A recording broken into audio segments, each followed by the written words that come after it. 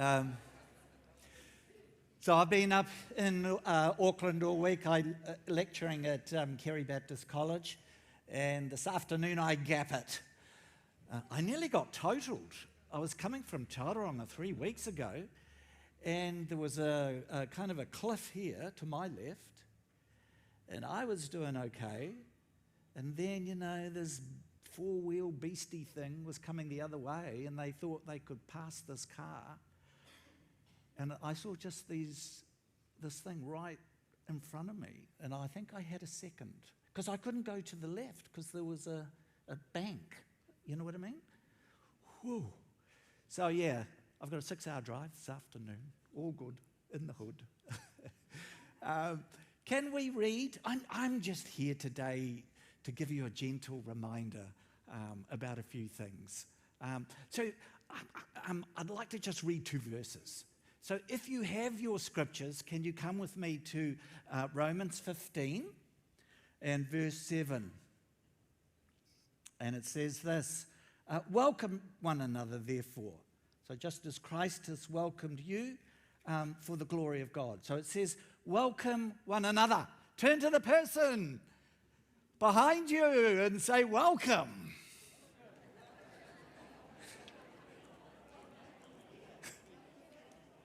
And then the other verse that I just wanted to read out, and sort of just share some stories to illustrate these, is Romans 16, verse 16. It says, greet one another with a holy kiss.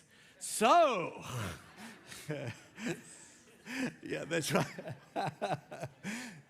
It says, greet one another with a holy kiss. All the churches of Christ greet you. So friends, look, all of us in this room, we carry stories. And there are some of the stories that we carry that hopefully you're telling other people about yourself. And there are some stories we can tell 1,000 times, yes? Yes? Of ourselves to others, because they're such good stories. So I have some good stories that I have shared 1,000 times, but they are needing to be told because they illustrate this welcome and this kissing, okay? So strap yourselves in and let's go, but it basically goes like this. I used to be in the hippie drug counterculture, so I had beautiful hair. Such gorgeous hair.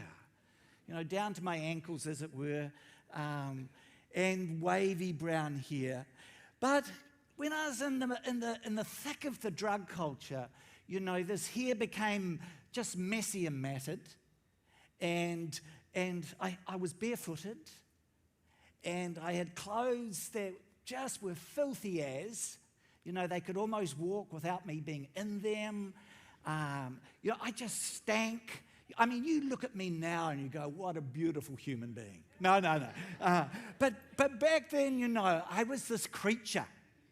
And I lived anywhere, slept anywhere, and I made myself way down to Christchurch. And as I say, I just slept anywhere, be it under a bridge, in a car lot, you name it, gate crashed in a person's flat, and so on. Is that a bike? Oh, it's a train. There's a lot of bikes. Shall we have a vote on this? Is that a train or a bike? Yeah, okay. And so I got down to Christchurch. And just slept anywhere. But what I did on a regular basis was I rocked up to the square. Because in those days, there was this tall, hooded, black-cloaked, pre-Harry Potter type creature, the wizard. And he'd be there giving his incantations on life. And then at the same time, there would be this short white fella with a big black Bible, and he would preach at the same time as the wizard. Then they'd turn on each other, and they would have this kind of massive argument. And I don't think anything has really changed. But I used to think this has got to be the only entertainment in Christchurch. So I would rock up every lunchtime to watch this kind of shootout. a friend of the short white fella with the big black Bible, he approached me. He took initiative. He walked towards me. And he started to engage me in conversation. And eventually, some weeks later, after him doing this for most days, some weeks later, he said, "Where do you live?" And I said, "Anywhere." And he said, "What do you mean?" And I said, "Anywhere." He said, "What do you mean?" I thought, these Christians are thick. What's not to understand by anywhere? So I eventually explained it to him. And then the weeks went by, and then one day he just basically said, "Come with me." So I went with him. And I hopped in his car. We went 10 minutes up to Upper Colombo Street. He got out of the car and he said, "Come with me." So I went with him. He walked down an alleyway. I went with him. He walked into a big house. He said, "Come with me." I went with him. He went down a long corridor. He said, "Follow me." I followed him.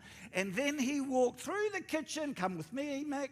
And then he walked into his bedroom. I was a bit worried.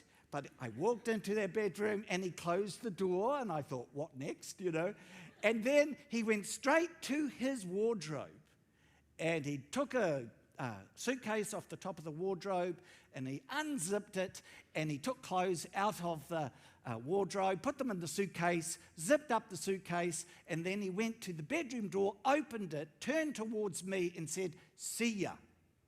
I said, "What?" And he said, "See ya." I said, "What?" And he said, "This room is now yours and everything in it. I've had the rent paid up for months in advance. And by the way, there's another person who lives in this house, and his name is Bruce. He's a bus driver." And then he closed the door and he was off, and I never saw him again for years. What an incredible welcome. That's from a Christian. What an incredible act of initiative. That's irresistible. What do you reckon? That's amazing. Look, I've got 3 rings on my fingers. I've got this ring here, which is a wedding ring. And I've got this ring here, which is, when Ruby and I had been married 10 years, we decided we were in Cuba Street, Wellington, so we got that ring. But this little number here, I saw this in Taupo. It's got 2 words on it. Carpe diem. Carpe diem. Seize the day. Seize the opportunity. That's what this guy Graham did by giving me his room. What a welcome. So I looked around the room, and there was a coffee table. I looked around the room and I thought, I've scored really well. But there was a coffee table next to the bed, and on the coffee table, there was a Bible, and I'd never read the Bible before in my life. Who's not to want to read the Bible after an incredible demonstration of love? And so I opened this book, and I saw another daring act of initiative, another incredible demonstration of incredible generosity and love. I saw Jesus. And I saw this Jesus who communicated in word and deed like, "I love you, Mick. And I love you so much. I want to live with you forever." I come from a broken family, come from a broken home. My parents didn't really want to live with us.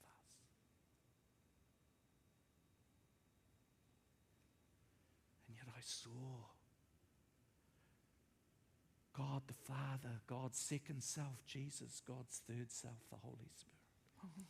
So good. And so I got down on my knees after several weeks, and I said, "I'm home. I have a new family. And you're it." What a welcome. Yes? Isn't that incredible to be welcomed like that? And so then I went to Bruce, the bus driver, and I said to Bruce, "So got to go to church, Bruce. Now I'm a Christian. I've got to go to church. Can I come with you?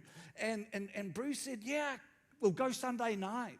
So I went on Sunday night. But, Christians are scary. If you're not used to them, they can be scary. You know what I mean? And they look scary sometimes. You don't. But they can do.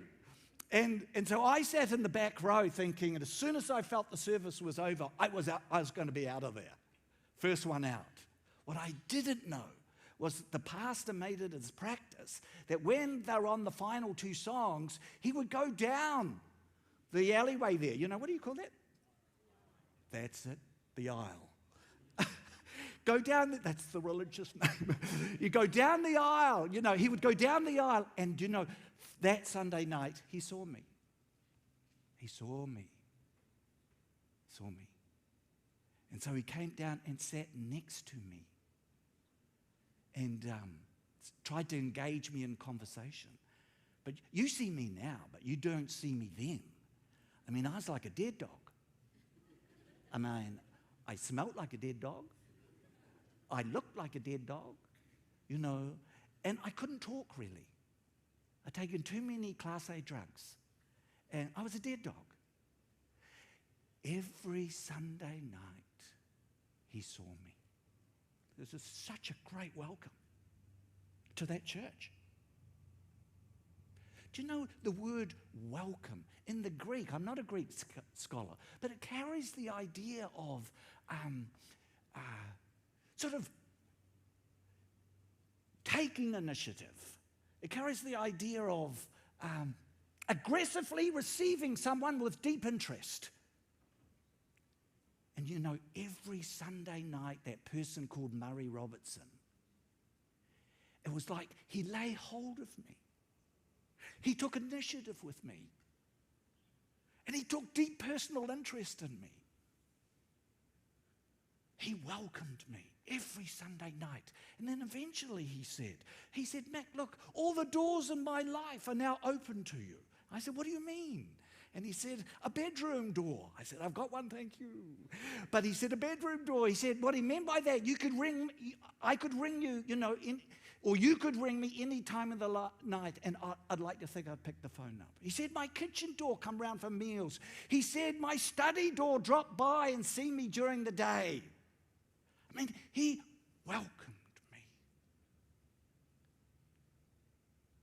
Do you know what kind of person he was? Do you know what type of person he was?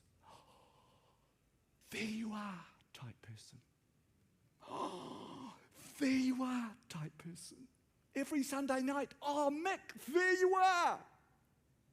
He was a there you are type person. Isn't that great? People? And that's what you can be. You can be a there you are type person. At home, in your workplace, in your neighborhood, and in your church. Look, in this book here, there are a number of emphases. Social justice, evangelism, but there's another one that I want, and it's beauty. It's beauty. So I mean it, to become a beautiful human being.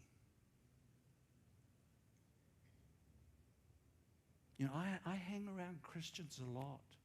I'm a leader of leaders and and do you know what I've learned about Christians? Christians can be holy people, but they're not necessarily beautiful people. They're not necessarily beautiful human beings. At home, in the workplace, in the neighborhood, or at church. But I say, become a beautiful human person. Is that right? And you know what? That guy Murray, he gave me a holy kiss. Say what? He gave me a holy kiss. How did he give me a holy kiss? Well, he sat down next to me, and his body touched mine. The best, sometimes the kind of welcome that we need to give to others is a welcome that has physicality attached to it. A tap on the shoulder, a gentle one on, oh, that's the shoulder. That's the elbow. A tap on the elbow. A tap on the elbow, a touch on the shoulder. Do you know what I mean? That kind of, I don't know, that show of affection. Now, I know we've just come out of, ooh, but I think we need to go back into, oh, yes, and to show affection. That whole, look, there was this guy, I think it was 19th century in England, and he was called the Elephant Man. Have you heard about this? The Elephant Man. And he just a skin bag of kind of grotesqueness. And he was on show. And so there was a doctor by the name of Frederick Treveds, this doctor, and he saw this, poster, the Elephant Man. And so he went down the alley, he went into this building, and there was like a boxing ring at the heart of it, and then there was this crumpled cover right at the center of the boxing ring. So he paid us a few pennies, this doctor, to see the creature. And so they took off the blankets and just told him to stand up, and he stood up, and it was just grotesqueness. The doctor, just his first words that came to mind were, this is an imbecile. This is just, and I mean, this guy had bones that protruded out of his forehead. I mean, he had a fungi-like sack of fluid and at the back of his head that looked like a brown cauliflower. I mean, he had bones that would protrude out of his, in this area, such that it turned his lip upside down. He had just 3 singular strands of hair that protruded from the top of his head. His head was the size of his waist. But then the doctor thought, I'll get him out of here. So he got him out and took him back home. That is a daring act of welcome. So he took him home.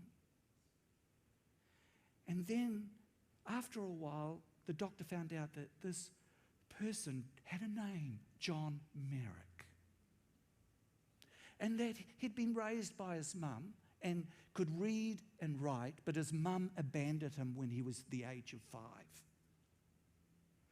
And so he just became this money-making creature.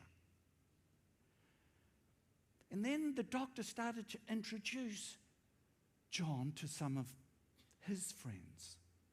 And there was the day that a woman turned up. And she had lost her partner in marriage.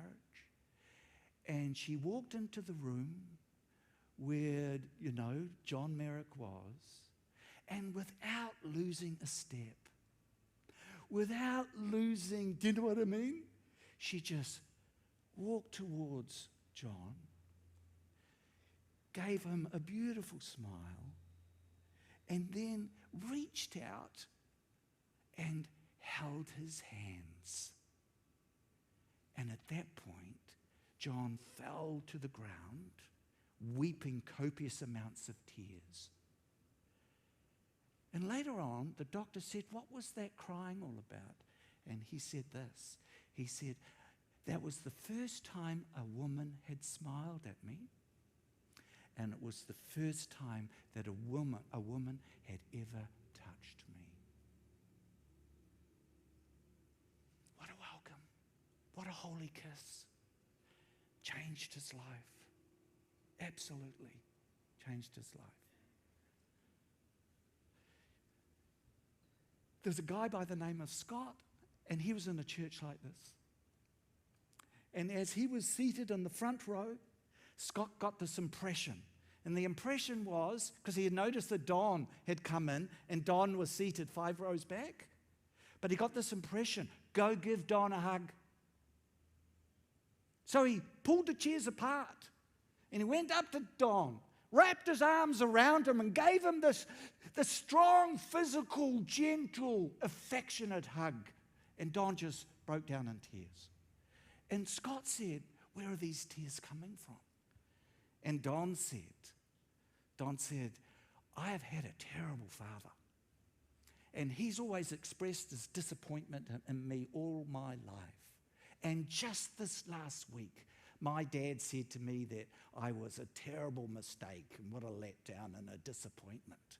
So Don said, this morning, Sunday morning, before coming to church, I asked God how he felt about me.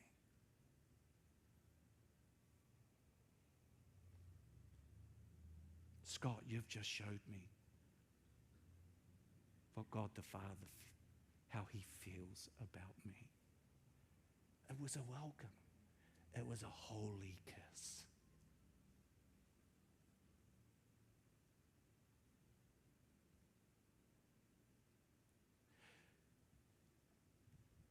Are Pacifica people good at this?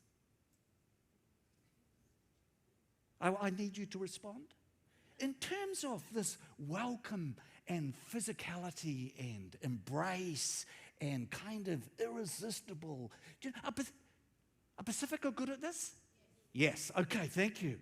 Are tangata whenua good at this? Māori. Are they good at this? Of course they are. They do this incredible, extensive welcome, and then there is a kiss or there's a hongi. So there's physicality, there's physical touch. Okay, let's try someone else. Down Pacifica, down Māori, Italians. Yeah, they're effusive. Let's try someone else. English. Oh, got that one there. What about Europakia? Come on. Sometimes. You know, look, I lock eyes, people. I think we've got lazy. I think, you know, our culture, you know, you see someone, you sort of see someone, you go like this. Is that right? Or, oh, g'day. G'day. G'day. You know, we are so laid back, we could almost fall back. We are so kind of, I don't know. So what I'm wanting to say is that, you know, for most of us in this room, we've got to get way more intentional at home, in our workplaces, in our neighborhoods. You know, and be these beautiful people that express themselves. And you're thinking, or some of you who are introverts here, you're squirming in your seats now. Yes? You know, remember I told you about Murray Robertson? If there is a spectrum on introversion from 0 to 10, 10 being really bad, he was 12. And yet, look what he did. You know, my wife, Ruby, she's an incredibly shy person, believe it or not. And yet, we'd be going to a party or a function or an event, and she'd be saying, turn the car around. She would dread walking into public spaces where there are a lot of people. And that marked most of her life. And then one day, she thought, I can't keep doing shyness. So she went into the bathroom, and she closed the bathroom door, and she looked at herself in the mirror, and she basically said this, Ruby, get over yourself. That's all she said. Get over yourself. And that is now her daily mantra. Ruby, get over yourself. And now she's the kind of person who just, and Jonathan knows her, who can walk up, seize the opportunity, do daring acts of welcome, and express herself physically in an appropriate manner. Please take to heart this physicality, holy kiss. Do you know, in research for this message, I read of a person who lost their partner in marriage, and for the next 26 years, no one hugged her. You know, there are disabled people, and they just yearn for the appropriate, affectionate touch. Do you know there are people in our churches, men and women, they would love to get married, but for whatever reason, they have not found a partner. They have skin hunger. So I think we've got to get back into this irresistible, effusive, arguably excessive, welcoming one another with daring acts of initiative. And as I say, it could be in your workplace. There was this guy, his name is Eric, and his job was to edit chemistry books in this concrete jungle of a building. And he would bypass Ed, he would go past by Ed's office, who was a Christian. And you know, each time Eric passed by Ed's face lit up, because he was a there you are type person. And Eric this was amazing. Every morning, there you are, Eric. He didn't say that, but his body language and his eyes. And then one day, Eric came in looking really sad. And Ed said, "What's going on?" He said, "I've got a significant family member who's suffering from cancer. Come in." Eric went, "Let me pray." So they prayed for the family member.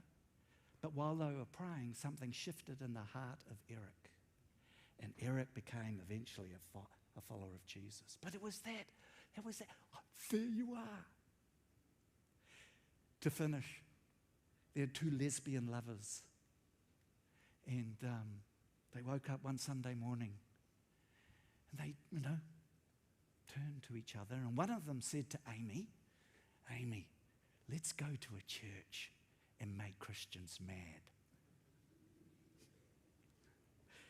So they got all dressed and they just chose this random church.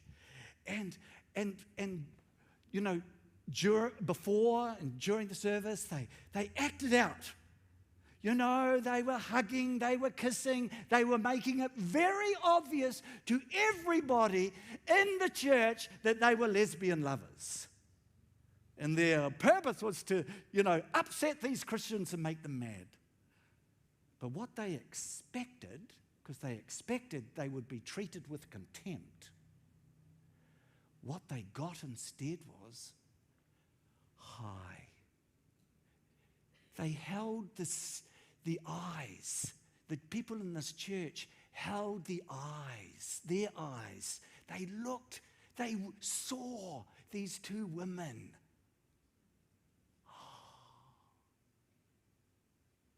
And then they went and got them cups of tea and just the people honoring manner. But that's not what they expected. And there are a whole lot of people in Auckland. They don't expect that kind of treatment when they come to churches. They expect to be ignored. No one talks to them. Do you see what I'm getting at? And if they look different, act different, and are different, to be looked at sideways. I say to you, and I say it to myself, become a beautiful human person.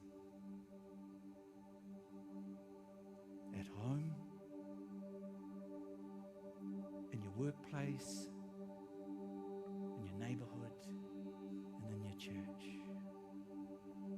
Be ever so welcoming, and let there be appropriate physicality that goes with that. Is that cool? So appropriately touch the person next to you. I dare you to give them a hug.